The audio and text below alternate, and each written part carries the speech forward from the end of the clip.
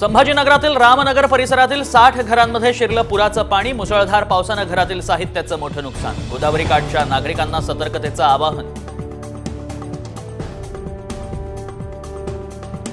पुराच्या पाण्यातून 4 महिन्यांच्या बाळाची सुखरूप सुटका। हिंगोलीच्या कळमनुरीत बोटीच्या सहाय्यानं रेस्क्यू ऑपरेशन। पाणी जर त्या ठिकाणी जर बघितलं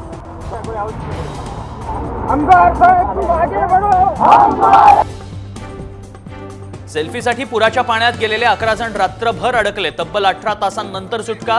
हिंगोलीच्या नरसी नामदेव परिसरातील घटना।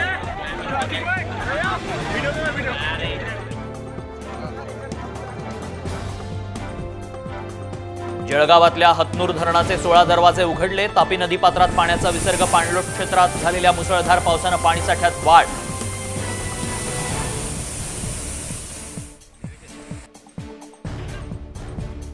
मुसळधार पावसानं पालेभाज्यांसह कोथिंबिरीचे भाव भिडले गगनाला। कोथिंबिरीची जुडी 200 रुपयांना तर मेथीची जुडी 100 रुपये पार।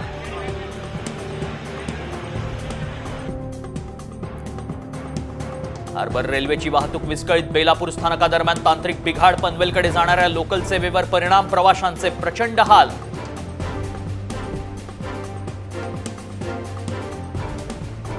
छत्रपती संभाजीनगरातल्या सिल्लोडमध्ये मुसळधार पाऊस। पालकमंत्री अब्दुल सत्तारांनी नुकसानाची केली पाहणी।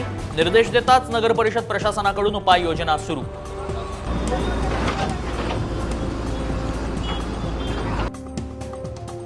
सोलापूरच्या मोहोळमध्ये गळफास घेत महिला डॉक्टरची आत्महत्या। पोलिसांकडून अकस्मात मृत्यूची नोंद। डॉक्टर रश्मी बिराजदार या नामवंत डॉक्टरच्या आत्महत्येनं खळबळ।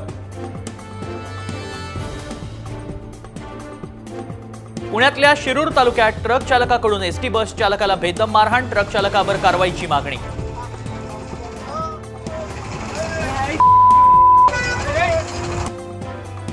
गणेशोत्सवात कोकणात जाण्यासाठी कोकणवासियांची एसटीला पहिली पसंती। 4953 बसेसचं आरक्षण फुल तर जादा बसेस सोडल्या जाण्याची शक्यता।